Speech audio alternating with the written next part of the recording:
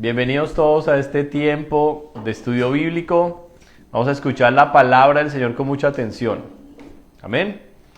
Vamos a escuchar la palabra del Señor con mucha atención, lo que hoy Dios nos quiere hablar. Mensaje bien bello que el Señor puso en mi corazón para traerle al pueblo de Dios.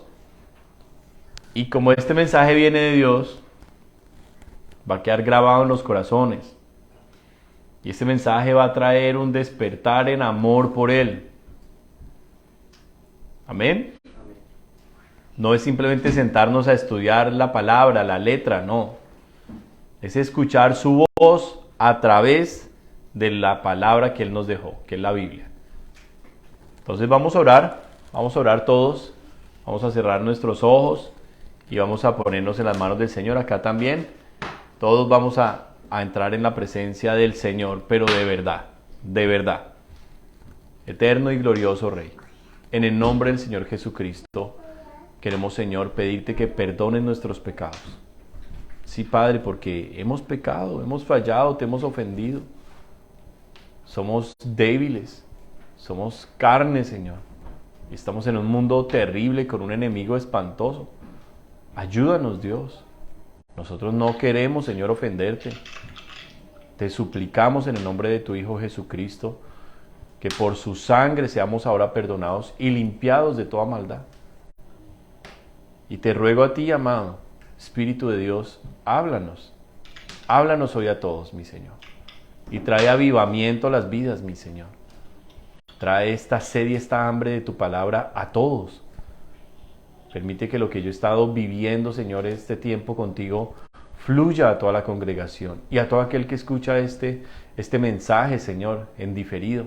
Que toques cada corazón y que acerques a todo aquel que escucha a ti, a tu corazón, Padre. Omnipotente Dios, confiamos en ti. Te damos todo honor y toda gloria, Padre, en el nombre de Jesucristo. Amén. Y amén. Muy bien. El título de esta palabra: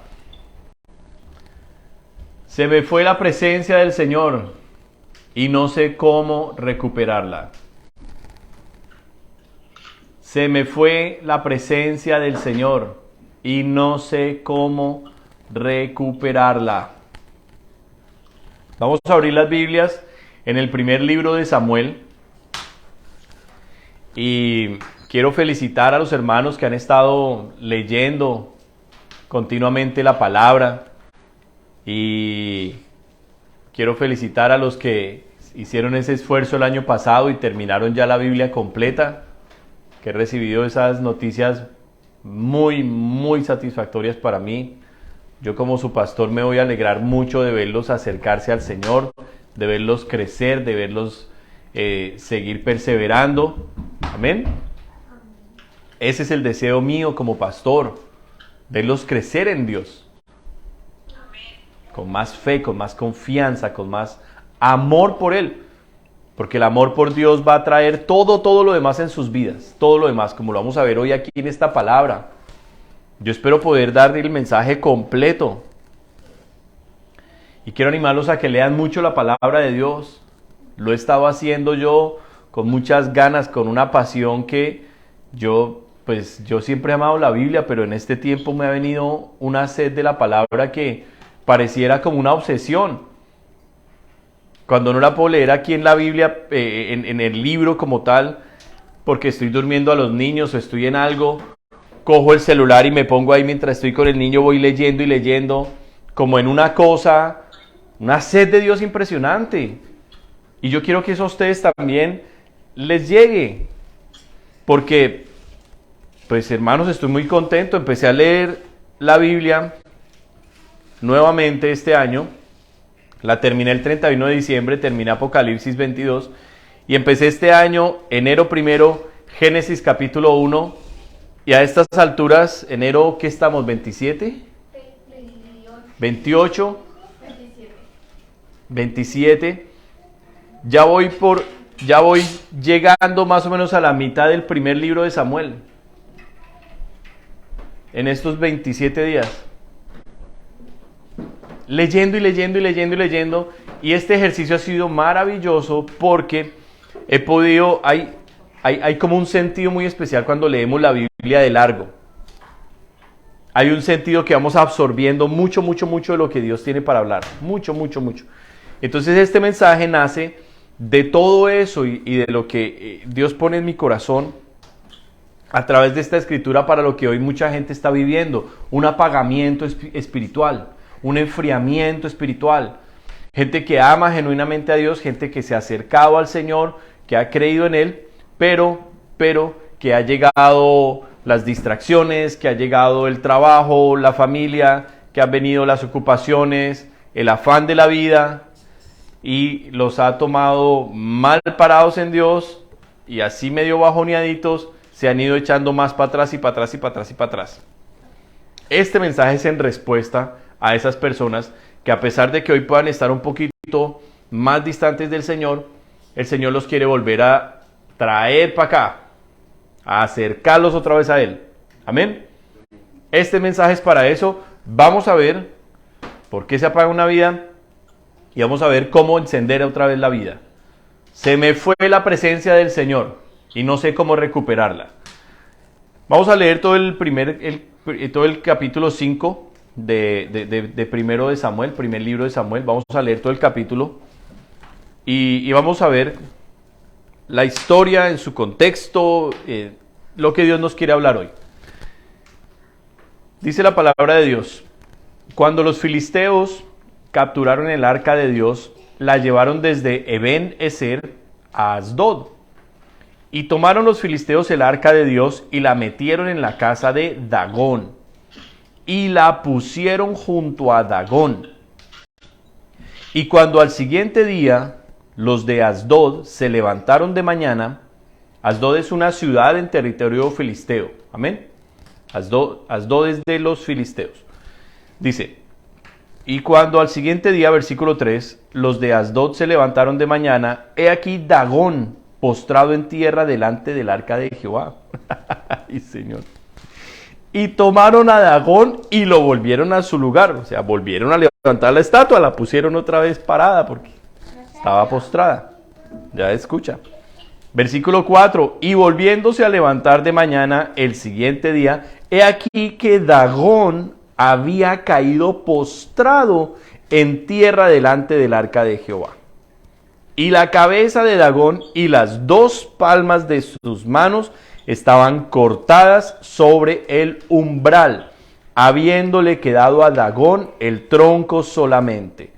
Por esta causa, los sacerdotes de Dagón y todos los que entran en el templo de Dagón no pisan el umbral de Dagón en Asdod hasta hoy. Y se agravó, diga conmigo, se agravó la mano de Jehová. Y se agravó la mano de Jehová sobre los de Asdod. ¡Ay, Dios mío! ¿Quién dijo miedo? Nuestro Dios es poderoso. Un Dios real, un Dios vivo es el que nosotros tenemos. Amén. Él resucitó entre los muertos. Nuestro Dios es poderoso. Y se agravó la mano de Jehová sobre los de Asdod y los destruyó y los hirió. Diga conmigo, los destruyó y los hirió. ¿A quiénes? A todos los enemigos del pueblo del Señor. Mire eso, mire eso. Y dice: y los hirió con tumores en Asdod y en todo su territorio. Y viendo esto los de Asdod dijeron: no quede con nosotros el arca del Dios de Israel. Ay, Dios mío. Porque su mano es dura sobre nosotros y sobre nuestro Dios Dagón. Convocaron pues a todos los príncipes de los filisteos y les dijeron: ¿qué haremos del arca del Dios de Israel? Y ellos respondieron: pásese el arca de Dios del Dios de Israel a Gat, o sea, otra ciudad filistea. Y pasaron allá el arca del Dios de Israel, y aconteció que cuando la habían pasado, la mano de Jehová estuvo contra la ciudad con gran quebrantamiento. Uy, diga conmigo, gran quebrantamiento. Dios mío, mire todo el poder contra nuestros enemigos. Y afligió a los hombres de aquella ciudad, desde el chico hasta el grande, y se llenaron de tumores. Entonces enviaron el arca de Dios a Ecrón, otra ciudad. Ya va en 3 ciudades el arca de Dios, ciudades filisteas, en territorio enemigo.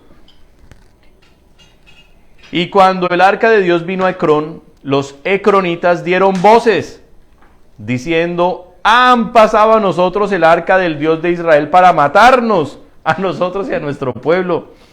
Y enviaron y reunieron a todos los príncipes de los filisteos, diciendo: enviad el arca del Dios de Israel y vuélvase a su lugar, y no nos mate a nosotros ni a nuestro pueblo, porque había consternación de muerte en toda la ciudad.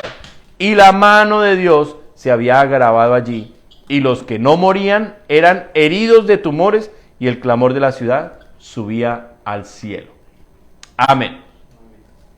Bendito sea el Señor. ¿Cuántos le dan gloria a Dios? Amén. Ese gloria a Dios sí estuvo, pero terriblemente pobre y triste. Yo espero que el enemigo no vea esos gloria a Dios, porque, hermanos, yo no sé cuántos de ustedes puedan creer lo que está aquí escrito. Amén. Yo lo creo como si yo hubiera estado ahí metido viéndolo de testigo. Amén. Así, ese es su pastor. Yo estuve ahí parado viendo eso. Así leo yo esa historia. Como que yo estuve ahí viendo todo eso. ¿Qué pasa? Vamos al contexto de esta palabra. Hay guerra en Israel. Dios le había ordenado a Josué tomar toda la tierra que le había prometido a Abraham, a Isaac y a Jacob. Josué entró de aproximadamente 80, 84 años, si no estoy mal, entró a conquistar la tierra prometida. Y conquistaron gran parte de la tierra prometida, sin embargo, no la conquistaron toda. Mataron 31 reyes en la tierra prometida, pero les faltó gran territorio por conquistar.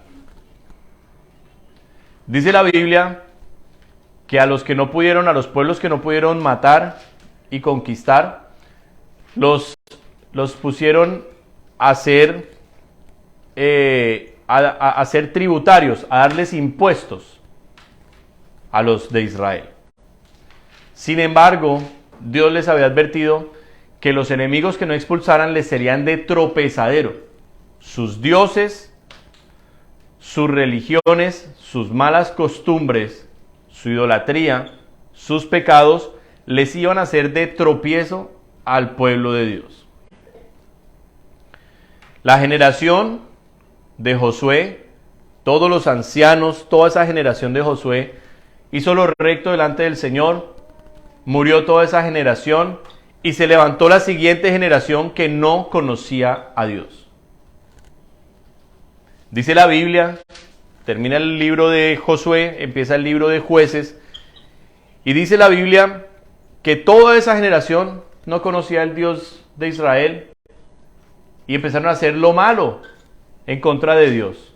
Lo abandonaron y fueron a servir a Baal, sirvieron a Astoret, sirvieron a Quemos, dios de los moabitas. Empezaron a servir a los diferentes dioses, ídolos de las naciones que ellos no habían derrotado. Y a causa de eso Dios los entregó en manos de sus enemigos. Y Dios dijo: me apartaré de ellos. Me apartaré de ellos. En el momento en que Dios se apartó de Israel, comenzaron a sentir el hambre. Primero porque ya lo que ellos sembraban les costaba que diera fruto la tierra, sus ganados. Vino la infertilidad en el pueblo judío. Pero además de eso, porque los enemigos de Israel se habían hecho tan fuertes y poderosos que venían y arrasaban con todo. De hecho, la Biblia nos habla en el capítulo 6 de Jueces, cuando se levantan los madianitas y vienen como langostas, o sea, dice que era una multitud tan grande que se juntaba que era imposible contarlos. Yo supongo que debían llegar al 1.000.000 de personas, o tal vez pasar ese número del 1.000.000 de personas que venían a devorar las tierras de Israel. Porque cuando Gedeón es usado por Dios para libertar a los madianitas, dice que contaron en más de 100,000 los hombres que murieron de los madianitas. Más de 100,000 hombres murieron. Entonces, si dice que era innumerable, es porque venían, tal vez, en cantidades cercanas al 1,000,000, a destruir lo que ellos sembraban, a comerlo, a robar los animales. Mejor dicho, Israel tenía que meterse en cuevas. Israel había hecho huecos en la tierra, en los cuales se escondían cuando venían estos ejércitos. Israel estaba acabado, totalmente acabado, económicamente, pero también la moral de Israel comenzó a acabarse. Dice la palabra de Dios que escaseaba la palabra de Jehová en aquellos días, y cada cual hacía lo que le parecía. Yo quiero que lean ese versículo conmigo, por favor. Estamos hablando del contexto de esta palabra que acabamos de leer. Jueces, capítulo 21, versículo 25. Cuando estén ahí dicen amén. ¿Algún voluntario que lo quiera leer fuertemente? ¿Alguien que ya llegó y que lo pueda leer fuerte? ¿Algunos llegaron, no llegaron, sí llegaron? ¿Quién llegó? ¿Quién lo va a leer? Levánteme la mano. ¿Quién lo va a leer? Vane, ¿lo vas a leer? ¿Estaba esperando allá? Bueno, muy bien. Léelo acá, por favor.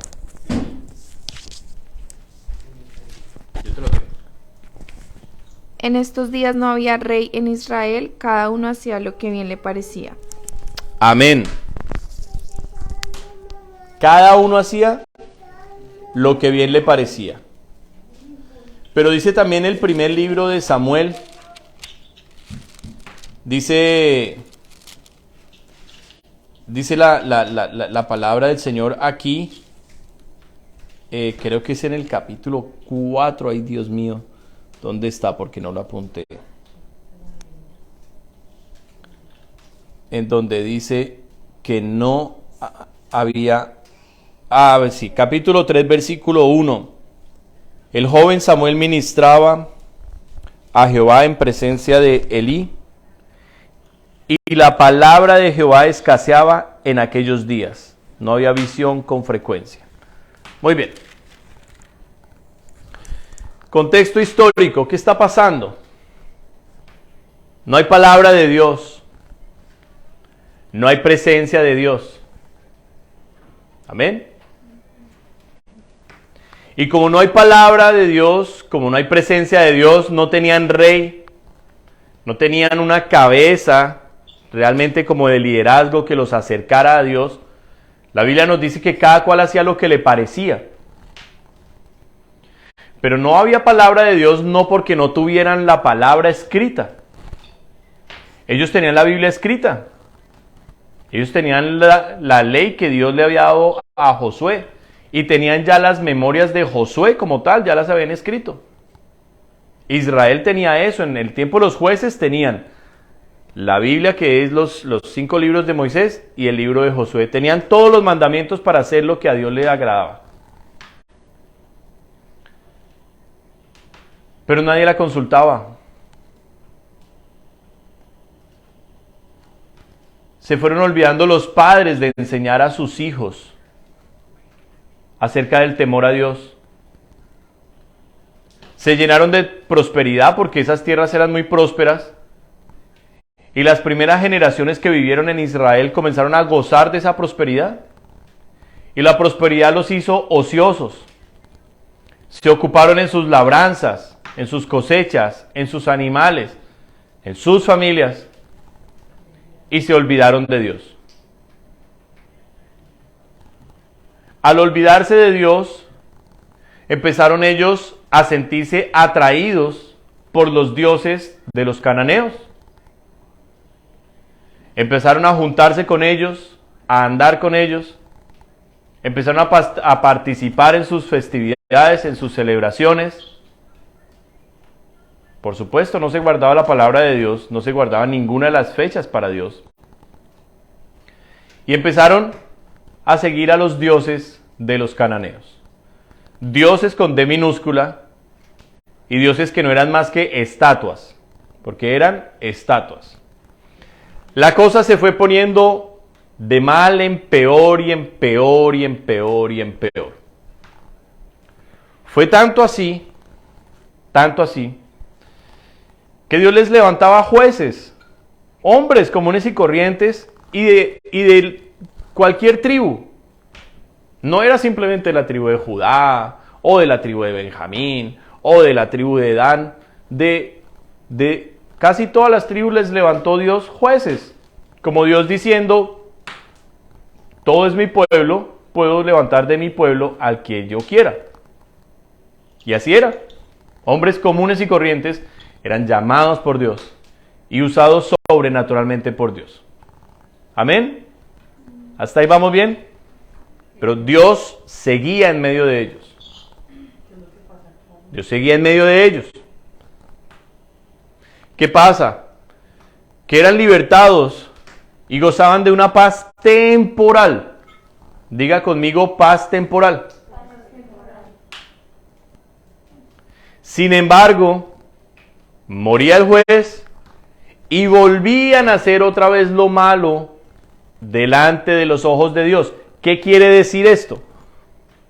Que la gente tenía esa tendencia a ser religiosa, a ser hipócrita, a tener una cara delante del juez y a tener otra vida en lo secreto. No había temor realmente de Dios. No lo había. Si no había un hombre allí al frente, pues ellos hacían lo que querían. No lo hacían para Dios. Y se fue poniendo la cosa peor y peor, hasta que llegó a un punto que el libro de los jueces, ya al final, nos habla una historia espantosa.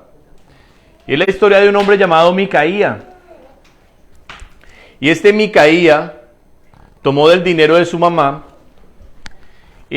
o su mamá tomó más bien un dinero que le recuperó Micaía, y se lo dio a un fundidor, y este fundidor le elaboró una estatua muy grande de un dios, de un ídolo.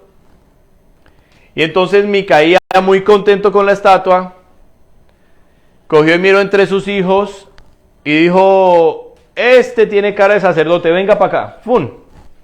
Y cogió a uno de sus hijos y dijo: usted va a ser sacerdote de esta casa y usted va a ministrar y nos va a enseñar cómo adorar a nuestro Dios, a esta estatua.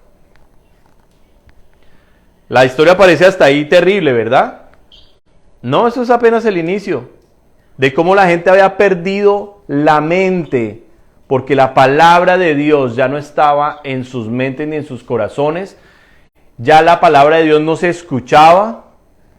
La gente estaba perdiendo la cordura. Y lo de Micaía fue apenas el inicio de algo espantoso que se vino para Israel. Porque resulta que a Micaía le llegó un levita de visita, que iba por allá caminando, iba camino hacia Jerusalén y pasó por donde Micaía. Y venía el levita con sus 2 burros, con su concubina, o sea, su mujer, y un criado. Y Micaía lo alojó ahí.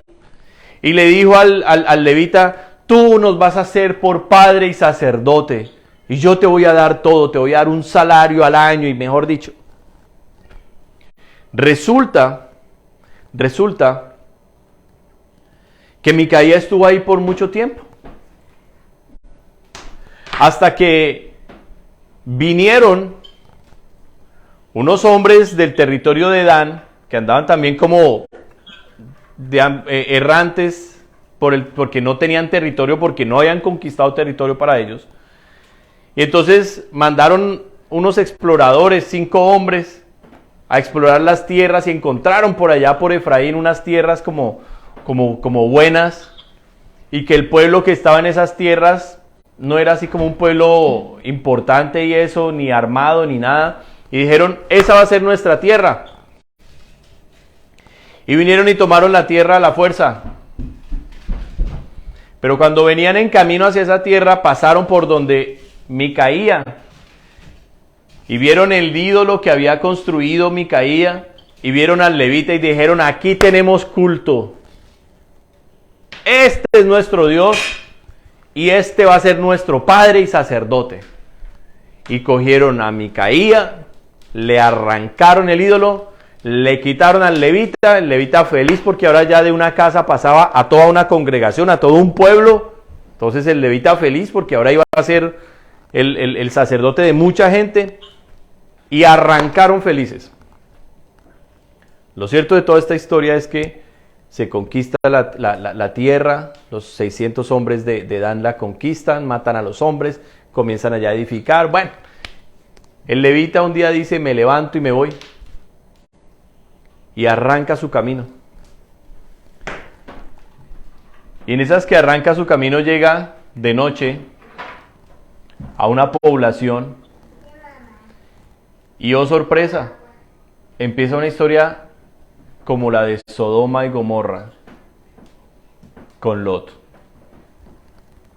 No sé cuántos han leído todo esto que les estoy hablando. ¿Cuántos lo han leído? Levánteme su manito, ¿cuántos han leído esta historia antes? Bueno, todo esto se encuentra en el libro de Jueces. Resulta que al levita lo encuentra un anciano y dice: no vas a pasar la noche acá. Esto aquí es terrible, vente para mi casa. Y lo trae a la casa. Y a la medianoche vienen y le golpean al anciano. Saca el hombre ese que está aquí para que lo violemos.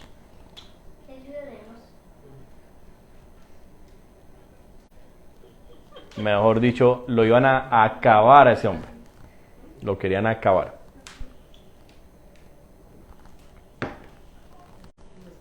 Esto parece increíble estar hablando una historia de estas en tiempos en que Israel ha sido sacado de Egipto, en tiempos en que Israel está en la tierra prometida.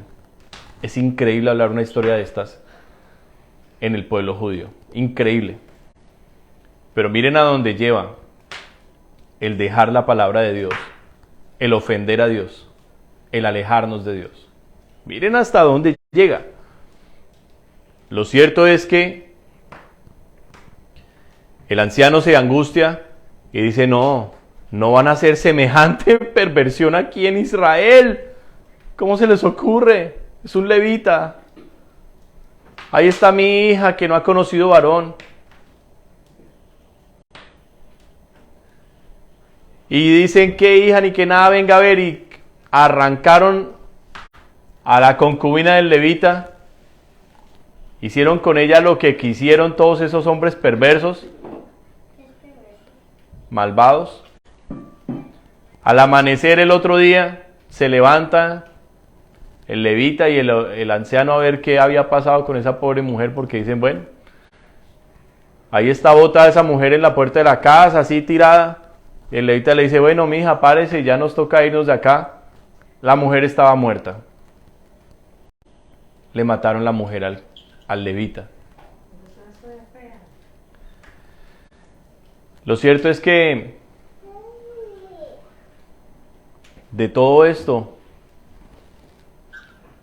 se vino una matanza impresionante en todo Israel, porque ese levita llegó a su tierra, cortó a la mujer en pedazos y mandó una parte del cuerpo de esa mujer a cada tribu diferente de Judá, diciendo: miren lo que ha sucedido en nuestra nación, en Israel. Vengan acá y júntese todo el pueblo para poder acabar esta maldad. Todo Israel acudió y se armaron en frente de batalla para ir a destruir esta ciudad. Hubo matanza, hubo de todo. Lo cierto de esta historia, ¿qué es? Que Israel no se dio cuenta de dónde habían sido sacados. A ellos, si algo le costó a Israel entender, fue su vida antes de la tierra prometida. Cómo eran sus vidas en Egipto, en el desierto. Oprimidos por Satanás, oprimidos por Faraón, esclavos, atormentados, sin libertad. Dios se compadece de ellos, les levanta un Moisés con milagros y prodigios los saca, los pasa por un desierto para probarlos, pierden la prueba, porque no amaban a Dios, no amaban la presencia de Dios. Mire, cosas que yo me pregunto, ¿por qué esta gente estaba tan atenta de lo que les faltaba y no miraban lo muchísimo que sí tenían? Tenían a Dios de frente. Hombres como Josué, dice la Biblia, que no se apartaba del tabernáculo. Porque a Josué no le fue dado entrar al tabernáculo a conocer a Dios ni a adorarlo, pero no se apartaba del tabernáculo. Ese hombre era ahí. Por eso Dios lo levanta después. Pero Israel, en lo único que pensaba era en la comida. Y tenían unos problemas de desórdenes sexuales impresionantes, de inmoralidad, eso impresionantes. Porque de hecho por eso fue que les mataron 24,000 hombres, Dios los mató cuando se dejaron seducir por las moabitas. La barriga y el problema sexual para ellos fue espantoso. Porque siempre se quejaban era eso, de la barriga y de la comida, No valoraron lo mucho que les daba Dios, tenían la presencia de Dios ahí para acercarse al Dios vivo y verdadero y conocerlo, para adorarlo, para llenarse de Él. No fue eso lo que ellos realmente valoraron. No fue eso. Y me llama la atención que el Señor Jesucristo, en el Evangelio de Lucas, nos dice que tengamos cuidado precisamente con estas cosas, con las distracciones de la vida, con la glotonería, con el afán de las cosas de este mundo. Y me llama la atención que Israel, al igual que la iglesia, pierde la presencia de Dios de manera gradual, no inmediata, sino gradual. Poco a poco se van alejando de Dios. ¿Cómo? La barriga y el desorden en su vida moral. Desorden en la vida moral. Lo de Dios trae un orden divino. Lo de Dios trae vida a todo lo que Él toca. Dios le dio vida a ese desierto. Increíble. Un desierto donde la gente moría. Dios le dio vida y mantuvo vivo a 3 millones de personas. Los mantuvo vivos 40 años. En un desierto, Dios lo que toca, donde llega, lo vivifica. Sin embargo, Dios destruye. Todo lo que rechaza su presencia lo destruye. Que es el caso de los filisteos, la historia que hoy estamos narrando. Así como los judíos tenían el arca de Jehová, que representaba la presencia misma de Dios, así nosotros tenemos hoy el Espíritu Santo y hay una gran conexión entre el Espíritu Santo y el arca de Dios. Hay una gran conexión. Porque donde el arca iba, ahí estaba Dios. Donde el Espíritu Santo está, Él es Dios. Donde el Espíritu Santo está, allí hay libertad, dice la palabra. De hecho, si volvemos al primero de Samuel aquí, pero al capítulo 4, como se armó guerra y los judíos iban perdiendo la guerra contra los filisteos, dijeron: traigan rápido, manden traer allá de Silo, donde estaba el arca de Jehová, rápido traigan el arca, porque vamos perdiendo y necesitamos que Dios nos gane esta batalla. Y trajeron el arca, no porque honraran a Dios, no porque creyeran que Dios les iba a dar la victoria, sino como un amuleto, el amuleto de la buena suerte. Y fue tan tremendo, porque mucha gente busca a Dios así. Mucha gente busca a Dios como amuleto. Cuando la cosa se le está poniendo grave, se le está poniendo oscura, vaya y llame al pastor que ore. Ahí llega la iglesia corriendo. Corriendo llegan a la iglesia. Y temprano y están ahí, y ahí sí están orando, y ahí sí están cantando, y ahí sí están, mejor dicho, yo ahora sí con Dios, ahora sí con Dios. Hermanos, nosotros somos la radiografía de Israel. Por eso el Antiguo Testamento es una dirección total para el cristiano. Total. Porque ahí vemos todo lo que no se debe hacer. Está ahí. ¿Cómo no tratar a Dios? Entonces, aquí en el capítulo 4 del primero de Samuel, se nos dice que el arca de Dios llegó a la guerra. Y entonces, cuando llega el arca de Dios, dice el versículo 5, aconteció que cuando el arca del pacto de Jehová llegó al campamento, todo Israel gritó con tan gran júbilo que la tierra tembló. ¡Wow! Estremecedor. Y el júbilo es una cosa impresionante. El júbilo es una de las emociones más fuertes que existe. ¿Por qué? Porque el júbilo es como una expresión de gozo, de felicidad. Es por lo general un grito de mucha alegría. ¡Ah! Pero no era más que un sentimiento. No era más que una emoción. Y la presencia de Dios no se puede manipular. Dios estaba en esa arca. Su presencia estaba con él ahí. Porque era el arca del pacto. O sea, había un contrato entre Dios y su pueblo. Sin embargo, como su pueblo había ofendido a Dios, su presencia estaba ahí, pero no iba a mover un dedo a favor de su pueblo. Habían perdido la presencia de Dios. Lo habían perdido a él. Dios no iba a mover un dedo. No lo iba a mover. Ay, pastor, usted está hablando de Dios muy duro y muy terrible y es que siempre nos desanima. No, hermanos, no. Yo le pido que usted escuche lo que la Biblia dice. Proverbios capítulo 1, versículo 24.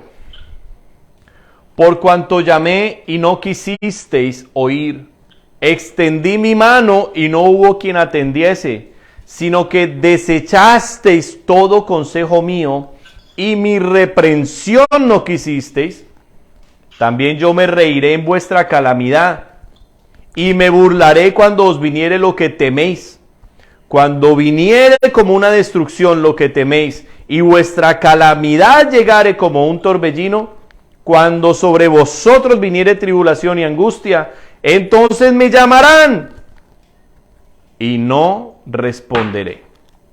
Me buscarán de mañana y no me hallarán, por cuanto aborrecieron la sabiduría y no escogieron el temor de Jehová, ni quisieron mi consejo y menospreciaron toda reprensión mía, comerán del fruto de su camino y serán hastiados de sus propios consejos.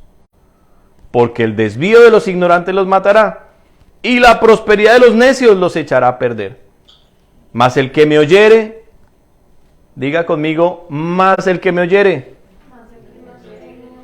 habitará confiadamente y vivirá tranquilo, sin temor del mal. Cierre sus ojitos y hacemos una oración. Padre, te pedimos perdón en el nombre de Jesús por menospreciar tus mensajes, por menospreciar a tus siervos, por menospreciar la reprensión, la exhortación, por hacernos sordos a lo que tú nos hablas. Perdónanos y transfórmanos, Espíritu Santo, en personas que con alegría escuchamos tu palabra y que obedecemos lo que tú nos dices. Te lo pedimos en el nombre de Jesús. Amén. Regresamos a 1 de Samuel. Por eso el arca llega, pero sin embargo, a pesar de que los filisteos se asustan, porque los filisteos dijeron, uy, ¿qué es ese ruido tan terrible? Dice el versículo 6, cuando los filisteos oyeron la voz de júbilo, dijeron, ¿qué voz de gran júbilo es esta en el campamento de los hebreos? Y supieron que el arca de Jehová había sido traída al campamento. No, mejor dicho, los filisteos tuvieron miedo, dice el versículo 7. Sin embargo, ellos tienen miedo del júbilo, ellos tienen miedo del Dios de Israel, que es muy poderoso. Dice, ¡ay de nosotros! Pues antes de ahora no fue así. Dice, ha venido Dios al campamento. Versículo 8, ¡ay de nosotros! ¿Quién nos librará de la mano de estos dioses poderosos? Estos son los dioses que hirieron a Egipto con toda plaga en el desierto. Claro, le produjo miedo a los filisteos, les produjo miedo el arca. El Dios de los judíos era demasiado poderoso. ¿Quién los iba a librar? Sin embargo, tanto el júbilo como el miedo eran simplemente emociones humanas. Los filisteos se emocionaron, su emoción fue el miedo. Los judíos se emocionaron, su emoción fue el júbilo. Pero como ambas son emociones, no producen ningún efecto a largo plazo. No producen un cambio, no ni levanta ni aplaca a nadie. Estos eran sentimientos humanos, Dios no estaba interviniendo allí. Los filisteos, a pesar del miedo, cogen fuerza, dicen, esforzaos ahora, versículo 9, esforzaos ahora, oh filisteos, y sed hombres, para que no sirváis a los hebreos. Se levantan los filisteos, destruyen, matan a los judíos, a los israelitas, les matan como 30,000. Y dice 30,000 hombres de a pie, dice el versículo 10. Y una vez que los han matado y huyen los demás, dejan botada el arca del pacto. Como les digo, el arca del pacto para los judíos que la habían traído no era más que un amuleto de buena suerte. Ellos no estaban invocando la presencia de Dios. Ellos no estaban humillándose y rogándole a Dios que destruyera a los ejércitos enemigos. No, ellos trajeron el amuleto. ¿Cuál es el amuleto más poderoso que tenemos? El arca, tráiganla. Por eso, así con el júbilo que la trajeron, con el mismo, la misma emoción, pero de miedo, salieron corriendo y la dejaron botada. Dejaron botada el arca del pacto. Y los filisteos, creyendo que era un amuleto de mucho poder, la cogieron, la capturaron. Ni los israelitas ni los filisteos sabían que el arca misma traía la presencia de Dios. Dios no había movido un dedo a favor de su pueblo. Amén. No movió un dedo a favor de su pueblo. Sin embargo, cuando Dios, su arca, su presencia está en un templo inmundo, frente a todos esos ídolos de piedra, Dios comienza a tomar venganza de cuenticas que tenían en el pasado. ¿Cuáles cuentas tenían en el pasado? Bueno, miremos aquí en el libro de Jueces, unas de esas cuenticas que Dios dijo, vamos a saldar cuenticas con estos señores, porque es que se han burlado antes de mí, estos filisteos, y esto necesitamos arreglarlo. Mírenlo aquí en Jueces, en el capítulo capítulo 16, versículo 23, Jueces 16, 23. Preguntas después del servicio las voy a hacer, niños, porque hoy no vamos a parar. Jueces 16, 23 dice, entonces los principales de los filisteos se juntaron para ofrecer sacrificio a Dagón, su dios, y para alegrarse. Mire las emociones. Esto de las emociones es tremendo. Yo conozco gente en la iglesia por años de unas emociones tremendas. Mire, nosotros en el altar, si nos devolviéramos al templo que vendimos y pudiéramos hacer un escáner de ADN, de mocos, de babas, de lágrimas, en todo ese altar, hermanos, mire, yo creo cientos y cientos de personas dejaron mocos, lágrimas, babas ahí, promesas. No, Señor, ahora sí es mi cambio. Ahora sí me meto contigo, Señor. Emociones, emociones. Pero como una emoción no cambia a nadie.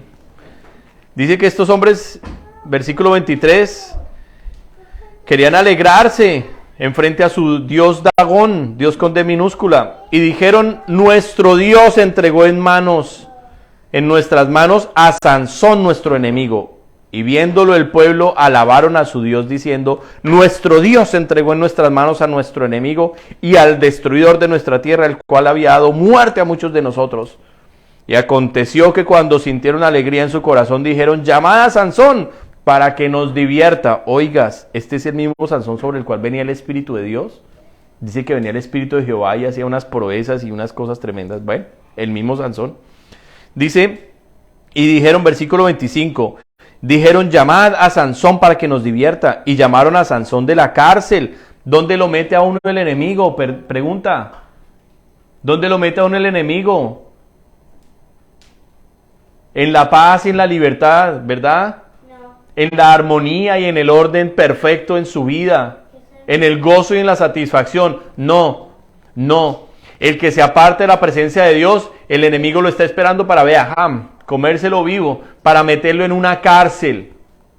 Ahí en esa cárcel Sansón ya estaba sin ojos, ciego, sin fuerzas. Y en este punto, ya no solamente está en la cárcel, lo mandan sacar y dice: llamaron a Sansón de la cárcel y sirvió de juguete delante de ellos y lo pusieron entre las columnas. ¿De qué sirve un cristiano que se aparta de la presencia de Dios? ¿De qué sirve? Sirve de juguete del diablo. Sirve de ejemplo en el mundo. En el mundo la gente empieza a decir: mire, era cristiano y ay, mire, ahí está celebrando la Navidad y eso hicieron tremenda fiesta y hasta se tomó unas cervezas y está, ay, mírenlo, esos cristianos, ay, no, que criticaba a ese pastor Carlos que decía que la Navidad, ay, ese pastor Carlos es terrible, hombre tan malo que enseña puras mentiras. Mire todos esos que se fueron de la iglesia cómo están de bien, están divinamente. Y el mundo se alegra. El mundo no se alegra cuando una persona como yo, que era borracho, que era degenerado, se arrepiente y viene a Cristo, no. El mundo se alegra cuando un cristiano que fue lavado por la sangre de Jesús se deja sacar los ojos por el diablo y termina en una cárcel. Espiritual y física, porque hay muchos cristianos que también terminan en cárceles. El diablo se alegra y se goza y lo coge de juguete y se lo anuncia a todo el mundo. ¡Oh! Miren, el famoso teólogo ahora es ateo. Ha dicho que después de 40 años de teología, de leer la Biblia 85 veces y de hacer 50 seminarios, entendió que Dios no existe. Eso sí lo publica el mundo. Y lo hacen noticia viral. Pero las campañas de Daniel Colenda en África, donde se convierten por miles y cientos de miles de personas a Cristo, eso no lo publica nadie. Aprendamos de sabiduría, hermanos. Dios tenía eso y Dios no se queda con ninguna cuenta, hermano. Sansón le clamó al Señor porque Sansón también era ejemplo, había perdido la presencia de Dios. Claro, había roto el pacto para el cual él había sido escogido. Rompió ese pacto. La presencia de Dios se apartó de Sansón. Sin embargo, en el último momento de su vida clama, Dios viene sobre él y lo salva. Digo, de ser juguete, instrumento del diablo, pero pues Sansón muere cuando destruye el templo, empuja las columnas, se cae todo el templo. ¿Cómo recuperar la presencia de Dios? ¿Ustedes creen que se podrá recuperar la presencia de Dios a estas alturas? Como está el pueblo ahí en el libro de los jueces, como está el pueblo en esos tiempos de Israel, porque se habían burlado demasiado de Dios. ¿Ustedes creen que se puede recuperar la presencia de Dios? Sí. ¿Ustedes creen que sí o Dios dice, no, ya no más? Que sí. Ya me olvidé de esa persona. Que sí. ¿Saben qué encontré yo? Encontré en el Evangelio de Lucas que Jesucristo dijo que Él vino al mundo para buscar y salvar lo que se había perdido. Palabras no de un profeta, sino de Dios hecho hombre. Dios aquí en la tierra dijo, yo vine a buscar lo que se había perdido. A buscar y salvar. Por eso su nombre es salvación. Salvación. ¿Saben qué entendí de toda esta palabra que me dio Dios? Es lamentable, lo que voy a decir es triste y es doloroso, pero entendí que muchas de las veces, cuando uno se extravía y se pierde, no es uno el que viene a buscar a Dios. Entendí que es Él el que va detrás de uno a buscarlo.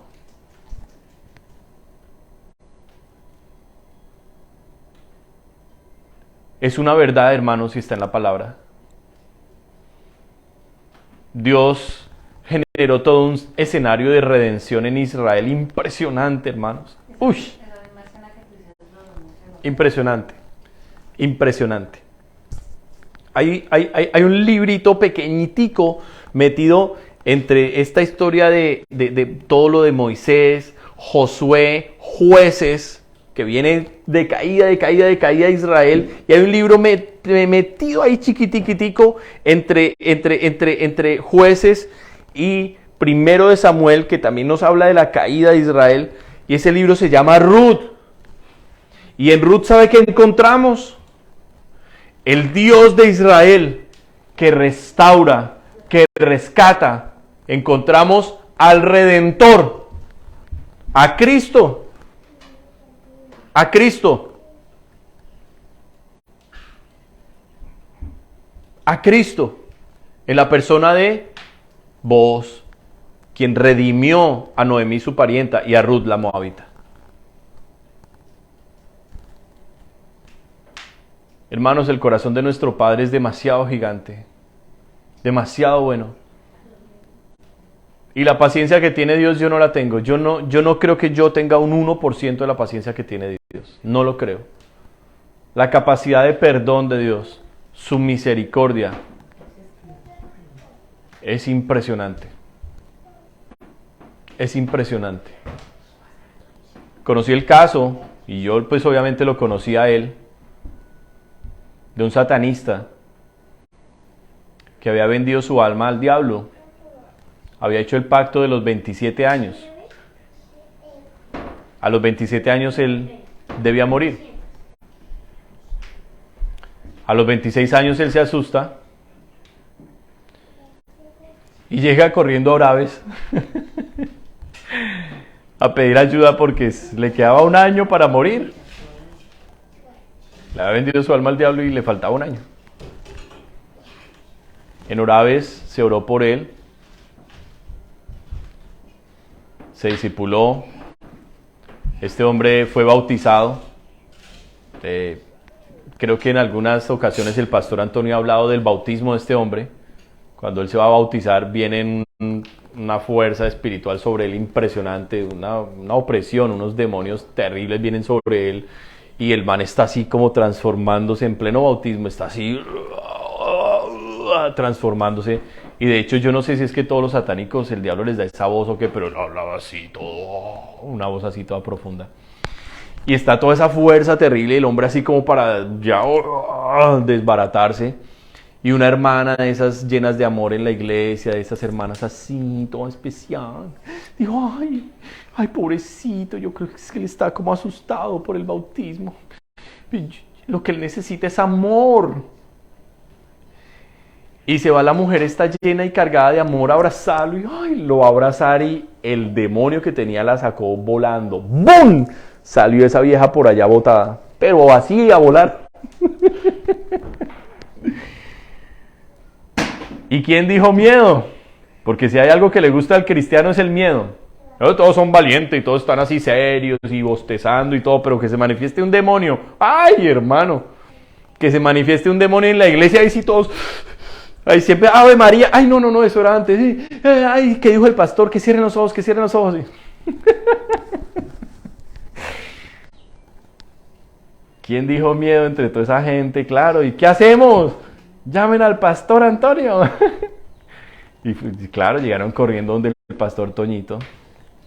Pastor, que se le manifestaron los demonios a este hombre y el pastor estaba tomándose una sopa buenísima y tomándose la sopita y mirando la angustia de todos ellos y les dijo, permíteme de tomar la sopita. Y me enseñó una gran lección que me ha servido para toda mi vida. Ningún demonio le va a interrumpir a uno una buena comida. Terminó de comer sabroso, rico. Y bueno, ahora sí, barriga llena, corazón contento. Fue donde el hombre. Claro, cuando él se fue acercando fue sintiendo la opresión espiritual que tenía el demonio, muy fuerte. Y él sintió que para entrar, el mundo espiritual es complejo y hay que saberse mover en el mundo espiritual. Y algo que también le agradezco a Dios que me enseñó a través del pastor Antonio es que cada liberación depende no de lo que uno sepa ni de la Biblia que uno haya leído. Cada liberación depende del Espíritu Santo porque todas las liberaciones son diferentes. Y tiene que ir uno escuchando lo que el Espíritu Santo le dice. Y él entró allí, guiado por Dios, dirigido por Dios. Y cuando vio que la cosa era así, que el demonio lo había como envuelto y había creado como una barrera alrededor, lo único que él se quedó, lo cogió, lo miró a los ojos y le dijo, lucha por tu alma. Y ese hombre luchó para pedir la liberación, oraron, se rompió eso, entró al agua y Dios hizo la obra. Ese hombre estuvo sirviendo. Él nos recibía allá en Oraves. Yo creo que tú te acuerdas de él. Y ese hombre está metido con Dios, pero le pasó lo del pueblo de Israel y lo que le ha pasado a mucho cristiano. Ya una vez Dios les trae libertad, una vez Dios les prospera y les arregla la vida, pues hombre, empiezan poquito a poco a volver para atrás.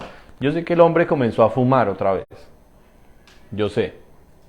Empezó por el cigarrillo y se fue echando para atrás y para atrás y para atrás hasta que terminó otra vez en el mundo. Sé que ahorita el hombre está con el pelo hasta la cintura, parece un Bob Marley, que se la pasa así todo, oh, hermano, paz y amor. Le encanta el cannabis. Y cualquiera diría, y pastor, y Dios le hizo descender un rayo y lo quemó. Y Dios lo destruyó porque abandonó al Señor. Y le va a decir, no, hermano. No. Dios no lo destruyó. Dios no se vengó de él. Dios hizo todo lo que hizo. Con el amor, la pasión y la paciencia por las almas que Dios tiene. Para que todas las almas se salven. Tal vez el muchacho un día, antes de que muera, Dios le dé una última oportunidad, el muchacho se arrepienta. Voy a cerrar, porque ¿cómo recuperamos la presencia de Dios? Es la pregunta. Ya sabemos que perder la presencia de Dios lo puede llevar a uno a la destrucción suya y de su familia. Y yo quiero decirles eso como pastor. Hermanos, no crean que si ustedes no están orando en casa, que si ustedes no están buscando a Dios, ustedes tienen el dinero, pueden seguir pagando los biles, pueden seguir avanzando y todo. Pero el escuchar palabras de Dios como esta que viene del Señor, esta palabra viene del trono de Dios, no viene de mi corazón. Esta palabra viene, yo estoy hoy obrando como si fuera un profeta de Dios, hablando una palabra del trono de Dios.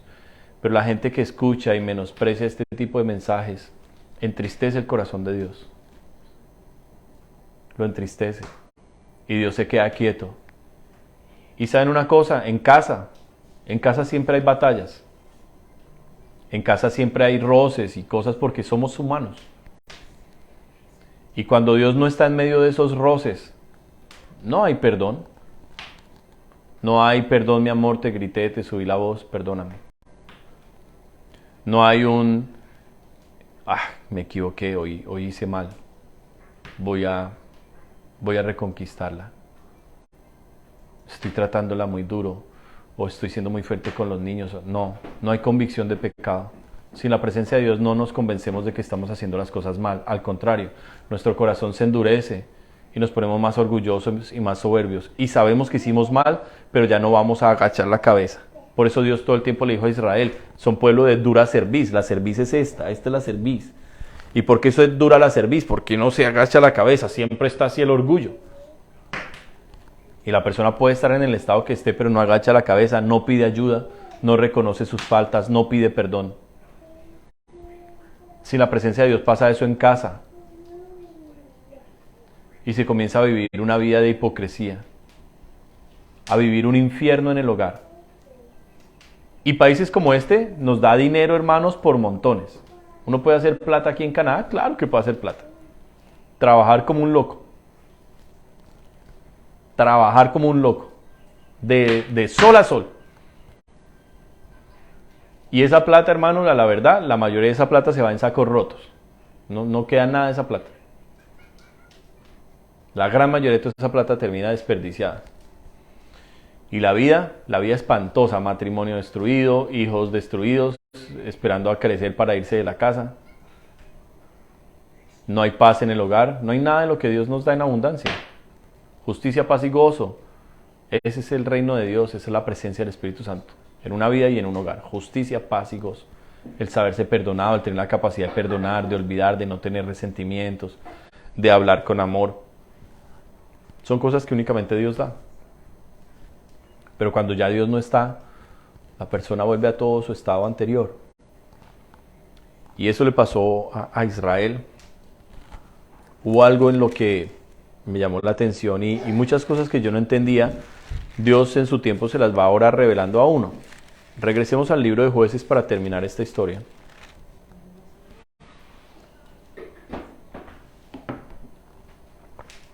¿Cómo recuperamos la presencia de Dios?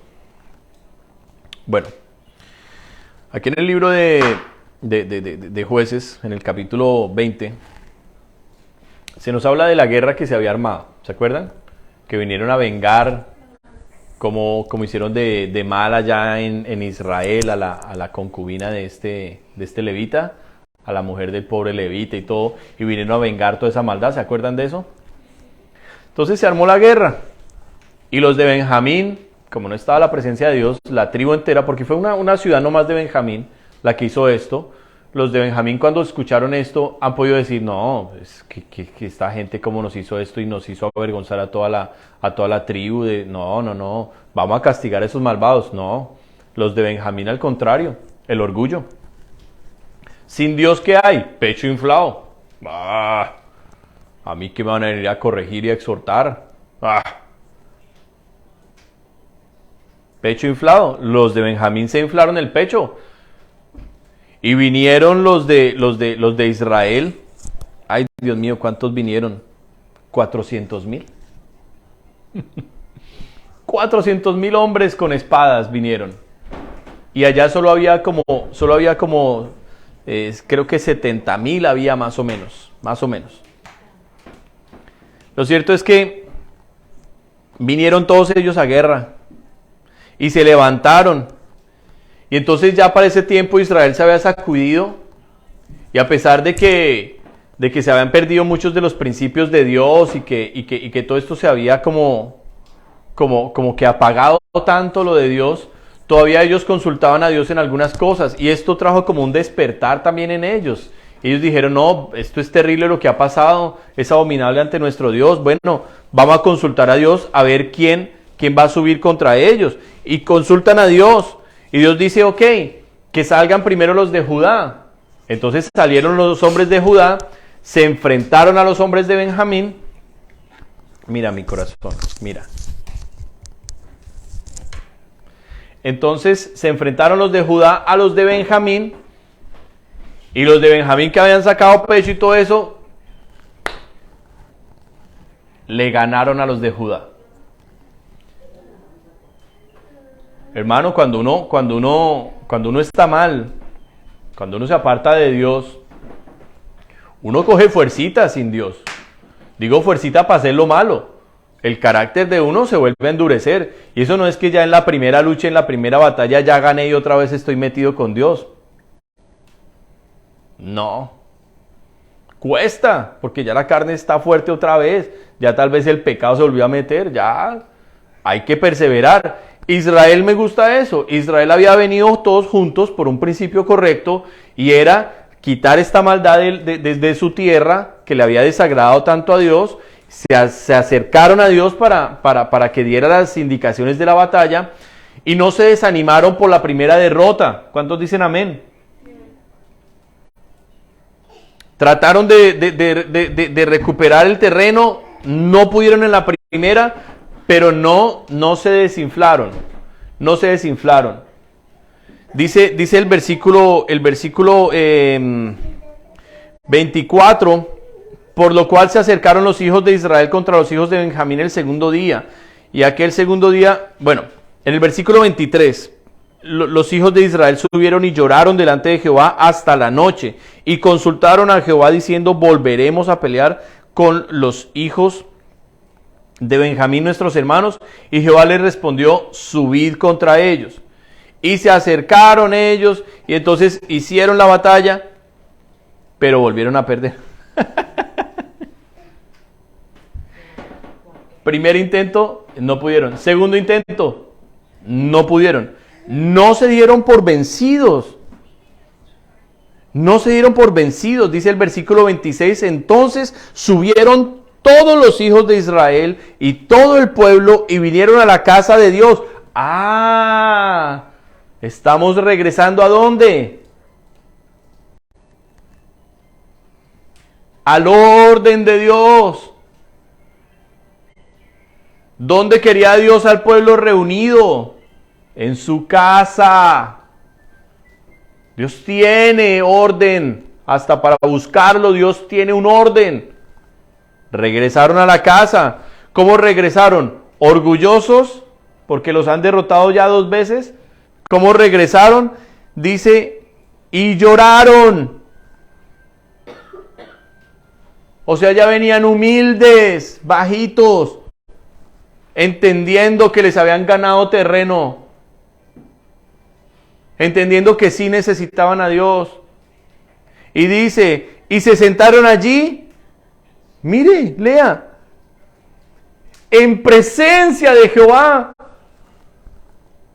¿Qué era lo que habían perdido? La presencia de Jehová. ¿Y qué era lo que necesitaban otras en sus vidas? La presencia de Jehová. ¿Y dónde la hallaron? La hallaron en la casa de Jehová. ¿Y cómo la hallaron? Humilladitos, bajito, con lágrimas. Señor, no puedo, ya fui 2 veces a la batalla y no pude. Ya entendí que no puedo sin ti. Es que no puedo sin ti. Y si hay una oración que mueva el corazón de nuestro Padre, es la oración con lágrimas. Es más, usted no hable una sola palabra, no diga una palabra. Llore en la presencia de Dios, llore y llore y llore. Y usted dice, no pude ni orar, porque así le pasa a uno. No pude ni orar, no dije una palabra. Así me agarró el Señor el sábado pasado, ahí en la banca. No dije una palabra, no podía hablar. Y llore, y llore, y llore, y llore. Quebrantado por el Espíritu. Y hermanos, yo no sé qué se movió en el cielo con esa oración. No, ni oración porque no hablé. Algo se movió en el cielo que yo sentía un poder de Dios alrededor nuestro. Y algo va a hacer Dios en esta iglesia. Algo va a hacer Dios con todos ustedes, mis hermanos. ¿Quieren ver el corazón de Dios moverse? Lloren en la presencia de Dios. Lloren, lloren. Y entiendan que el Padre que tenemos es demasiado grande y demasiado bueno. Y nos ama demasiado. Y dice, ¿por qué está llorando así mi hijo? ¿Por qué está llorando así mi hija? Y va a mover todo su poder a favor nuestro. Porque nos ama. Ellos supieron regresar a la presencia de Dios. Ellos supieron. Y yo alabo a Dios por esta palabra, hermanos. Que sin la Biblia estaríamos totalmente perdidos. Ellos no tenían mucha Biblia en ese tiempo. Ellos estaban escribiendo sus propias historias. Pero nosotros tenemos las historias de ellos como ejemplo. para ver los errores que ellos cometieron en errores que nosotros hoy cometemos. Amén. Y entonces dice que no solo lloraron allí en presencia de Jehová. Mire lo que dice. Estamos en el versículo 26. Jueces 20, 26. Y dice, ¿qué más hicieron? Y ayunaron. O sea, esa gente iba a moler su carne, a afligirse de verdad delante de Dios. Mano, usted quiere recuperar la presencia de Dios, le cuesta. Yo con gusto, porque el viernes pasado Dios nos habló y cosas espirituales lindas y recibí llamadas y yo era feliz ministrando a mis hermanas que me llamaron. Y yo con gusto oro por ustedes y feliz de que el Señor se mueva. Sin embargo, si la cosa se ha caído mucho con Dios, hay que poner demasiado de la parte de uno. Son las lágrimas de uno, es el ir uno a la casa de Dios, es el ayunar, es la decisión. De aquí no me muevo hasta que Dios no me liberte. O me levanta y se va conmigo, o de aquí no vuelvo a salir yo. Es eso, es ser un Moisés. Ustedes saben que Dios se había peleado con el pueblo de Israel, se cansó de las quejas y les dijo, ¿sabes qué, Moisés? Yo les voy a dar todo lo que les prometí. Yo les voy a dar la tierra prometida. Yo voy a destruirles a todos sus enemigos, le dijo Dios a Moisés. Yo voy a pelear, yo me voy a encargar de que ustedes tengan todo lo que les prometí, porque hicimos un pacto. Y yo voy a cumplir el pacto, dijo Dios. Sin embargo, yo no voy a ir ya con ustedes. Les voy a mandar un ángel. Y ese ángel los va a guiar, ese ángel los va a defender de sus enemigos, y ese ángel los va a meter en la tierra prometida. Yo me pregunto hoy, con cada uno de ustedes que me está viendo, los que me están escuchando, ¿qué harían ustedes si Dios les hiciera esa oferta hoy? Les dijera, ¿sabes qué? Yo voy a cumplir mis promesas. Te voy a dar una buena familia, te voy a dar una buena economía, te voy a dar salud, te voy a levantar y no voy a dejar que ningún enemigo venga contra ti. Yo me voy a encargar de eso. Sin embargo, no vas a volver a sentir mi presencia, vas a tener todas mis bendiciones, pero nunca más estarás cerca a mí. Yo me pregunto hoy en la iglesia cristiana,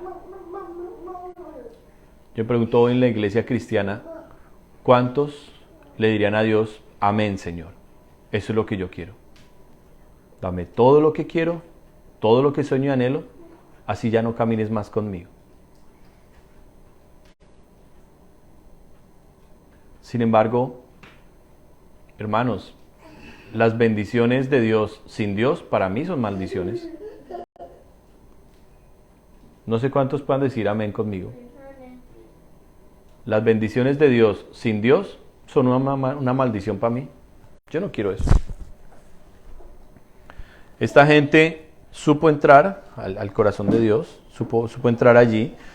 Miren lo importante, voy a terminar. Se sentaron allí en presencia de Jehová y ayunaron aquel día hasta la noche y ofrecieron, aquí está, holocaustos y ofrendas de paz delante de Jehová.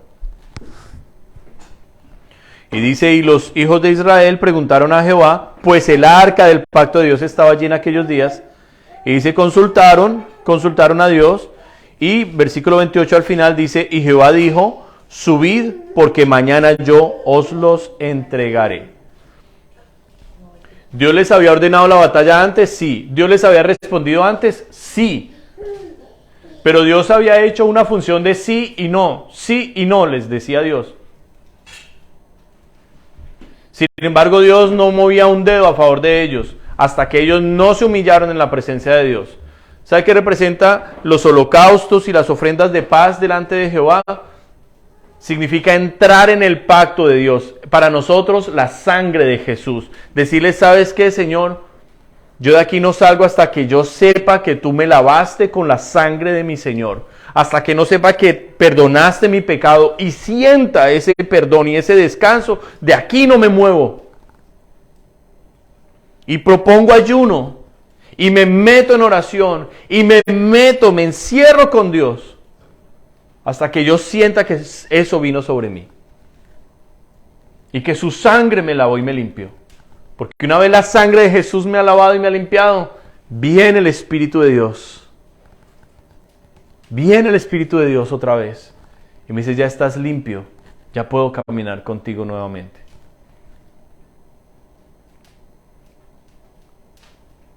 Y algo maravilloso de nuestro Padre es que toma nuestros pecados, los arroja al fondo del mar y nunca más se acuerda de ellos. La sangre de Jesús hace eso y nos vuelve a levantar. Sin embargo, hay que aprender de las caídas para no ofender a Dios, para no repetir el menosprecio, el desagrado. Hermanos, yo les quiero decir esto de parte del Señor. No menosprecien nunca jamás las palabras de sus pastores. Nunca jamás. Pueda que sus pastores alguno no le caiga bien o que es canzoncito o lo que sea, hermanos. Nunca jamás vuelvan a menospreciar una palabra de los pastores. Porque eso puede traer un quebrantamiento de Dios a sus vidas. Porque Dios habla a través de nosotros. Este burro acá, pero burrito del Señor. Burrito del Señor. Y que los amamos, porque nosotros los amamos. Cada uno de ustedes, todos los que los estoy viendo, los amo y quiero verlos levantados y metidos con Dios, no de enemigos de Dios. No que Dios los entregue a sus enemigos y sus enemigos los cojan de juguetes y los metan en cárceles y ustedes ciegos no saben para dónde ir, a dónde coger, no saben ni para dónde agarrar, como Sansón así a tientas. Ayuno y oración, mis hermanos, quebrantamiento delante de Dios, y van a ver su voz nuevamente, y van a ver que Él está allí. Inclinen sus rostros, por favor. Padre, yo sé que tú hablas al corazón, Dios. Tú hablas al corazón, y nos hablas a través de principios espirituales dados por tu palabra. Esto no se trata de una interpretación bíblica, esto no se trata, Señor, de hacer, Señor, un estudio. Esto se trata de conocerte y de caminar contigo.